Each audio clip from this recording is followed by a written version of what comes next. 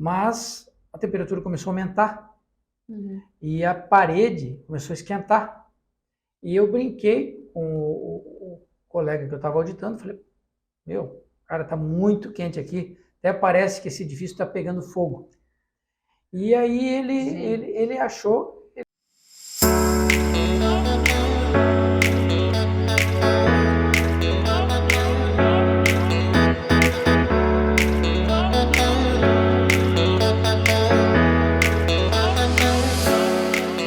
Bem-vindo ao QualiTalks, o podcast que ajuda você a descomplicar a gestão da qualidade. Eu sou Adriana Sartori, redatora do blog Qualidade Simples. E eu, Ivan Gonçalves, especialista em gestão da qualidade. E nesta temporada, que chega ao seu segundo episódio, o tema continua a ser, causos de auditoria, né, Ivan? Histórias que eu vivenciei nas auditorias e que lições elas podem nos ensinar. São muitas, né? E o tema de hoje é infraestrutura, seção de apoio da norma ISO 9001. Seção 7. Isso aí. Isso aí, seção 7. Bom, e especificamente 7.1.3, né? Isso. Chamando um pouquinho a redação desse requisito, ele diz que a empresa precisa definir, construir e manter a infraestrutura necessária para a adequação da sua operação aos requisitos do SGQ. Parece simples de entender, mas não sei se de fazer, né, Ivan? Explica melhor. Vamos lá. Na verdade, quando a gente está falando de infraestrutura, a gente pensa na parte física, né? As edificações, a parte de comunicação, às vezes até transportes, enfim, um ambiente para a operação do sistema de gestão da qualidade. Mas o 714, ele fala desse ambiente sob outro aspecto, sobre o aspecto, né? O aspecto humano, digamos assim, né? O aspecto social, o aspecto físico.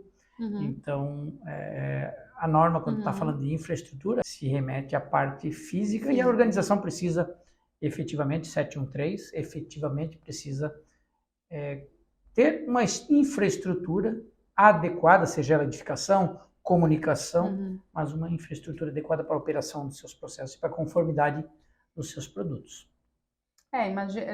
Perguntei, né, se isso era mais difícil de fazer do que entender, porque isso passa por um desenho, né, por uma construção, e por vários processos de melhoria ao longo do tempo, né, para otimizar processos de produção, enfim.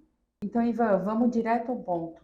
Tem algum caso de desvio nesse requisito, né, de infraestrutura que você tenha presenciado nas suas auditorias?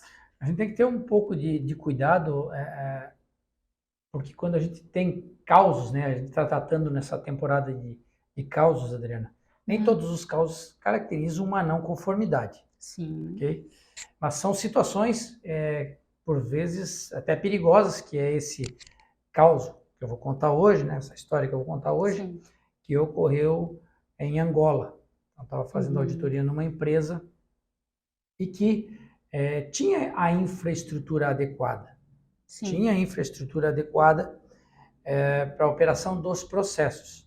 Mas por uma falha, a infraestrutura foi, eu diria, entrou em colapso. Então eu estava fazendo uma auditoria nessa empresa, estava no segundo andar de um edifício, perto de uma parede, como nós estamos conversando aqui agora, sim, e Angola por si só já é um país quente. Sim. Mas nós estávamos numa sala com ar-condicionado, então uma sala com temperatura controlada, agradável. Mas a temperatura começou a aumentar e a parede começou a esquentar. E eu brinquei com o colega que eu estava auditando, falei, meu, cara, tá muito quente aqui, até parece que esse edifício está pegando fogo. E aí ele achou, pô, estranho mesmo, deixa eu dar uma olhada. Ele pegou, tinha uma janela perto, ele abriu a janela, olhou para o lado e o edifício estava pegando fogo. Então, claro, remete à edificação, sim, a gente remete, faz uma associação com a infraestrutura, obviamente que não comprometia a operação, foi uma falha depois identificada como curto-circuito, né, uma falha na fiação elétrica, mas trouxe esse cenário de perigo. Obviamente que a auditoria parou na Parou. hora Uhum. e descemos, Foi acompanhamos evacuada a empresa para sim, controlar o foi, incêndio. e vimos o trabalho dos bombeiros e etc. E a auditoria, enfim, deixou de acontecer naquele dia, porque o local foi todo isolado para perícia, Sim, mas foi um caso sui generis, né? sim. Eu já tive situações onde, durante a auditoria, teve um simulado de incêndio. Uhum, uhum, Todo mundo estava avisado, sim, né? Foi numa empresa no Rio de Janeiro, estava no 13º andar, parou a auditoria, teve a evacuação do sim. edifício, Uhum. então foi tudo. A gente sabia que isso ia acontecer ao longo do dia, não sabia o momento, mas esse não teve, aliás, não tinha plano de fuga, não tinha nada, né? Sim, Empresa bem rudimentar sobre esse aspecto de saúde e segurança ocupacional, nessa. sim. E a infraestrutura, obviamente, é o alvo do nosso caso, mas o incêndio foi o grande evento nesse dia. Para fins de auditoria, então, né, esse evento por si só não gerou uma não conformidade, até porque, né, são incidentes. Sim, não, aí foi É, um caso isolado, não estava comprometendo a operação, sim. aconteceu uma falha, um curto-circuito Uhum. e pegou fogo, né? Havia adequação, né, na infraestrutura da empresa, né? Para a operação, sim. Sim, tá. É, tem empresas, né, que estão mais sujeitas do que outras a incidentes, Não, né? a gente poderia fazer uma associação, quando a gente está Hum, falando em infraestrutura, Adriana, de, por exemplo, internet. Eu estou fazendo sim, auditoria que caiu a internet, né? Tem um requisito ali da norma, o 713, que fala sobre a parte de comunicação, né? Tecnologia de informação. Caiu a internet. Pode acontecer? Pode acontecer. Você sim, não vai apontar uma não conformidade porque claro, caiu a internet. exato. Agora, quando você ouve, já aconteceu comigo também, poderia ser assunto para um outro Call Talks, Uhum. ouve que a internet cai toda hora, tá difícil trabalhar, a gente não consegue operar porque está toda hora o sistema caindo, caindo, Caindo. caindo, Uhum. aí compromete a operação. Sim, Então cabe você analisar qual é o motivo dessa, sim, porque se é da infraestrutura do país, como é nesse caso aí também, uhum. o país não fornece uma tecnologia que dê estabilidade para a internet, Uhum. aí não está na mão da organização. Uma não conformidade poderia ser aplicada, mas o tratamento seria complicado, porque não estaria nas mãos da organização.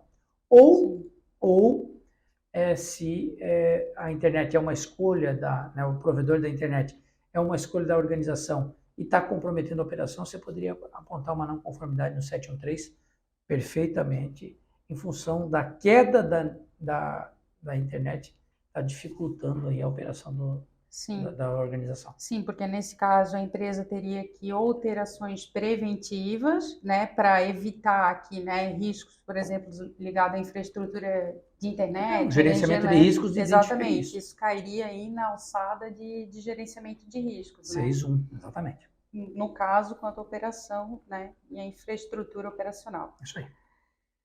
Bom, imagino, né, que para a empresa, né, ter sofrido esse incidente justamente durante uma auditoria tenha sido, né, super Eles ficaram, vexatório, eles né, ficaram gerado constrangidos. constrangimento. Eles tentaram te falar alguma coisa? O que que...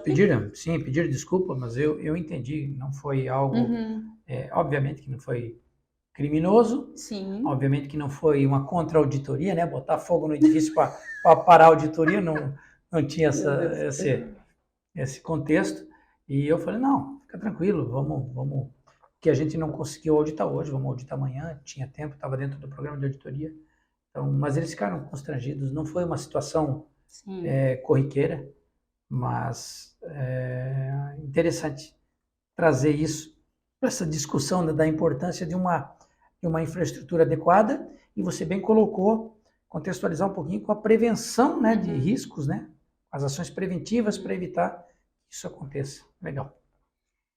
Não só para evitar sustos, né, ao auditor, mas a todos os colaboradores, né, aquela operação, aquela empresa, todo mundo que está envolvido, né, que está lá dentro, Imagina. né? Então, assim, qual que é o seu recado final, né, sobre esse ponto para a galera que está aí nos ouvindo?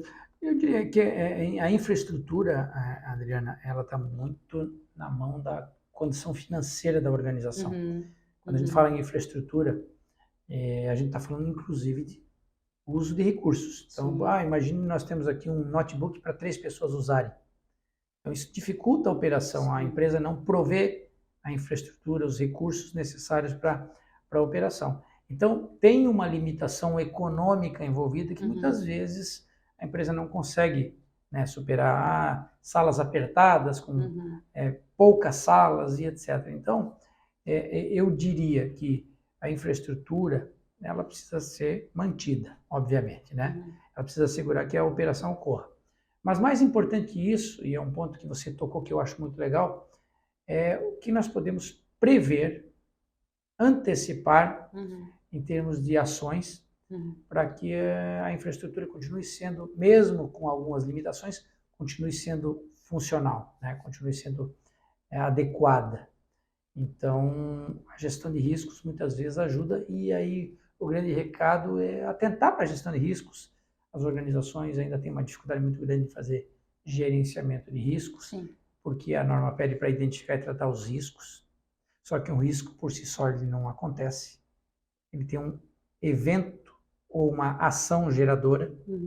Então, sempre faço associação, né, do tubarão branco numa piscina olímpica, né?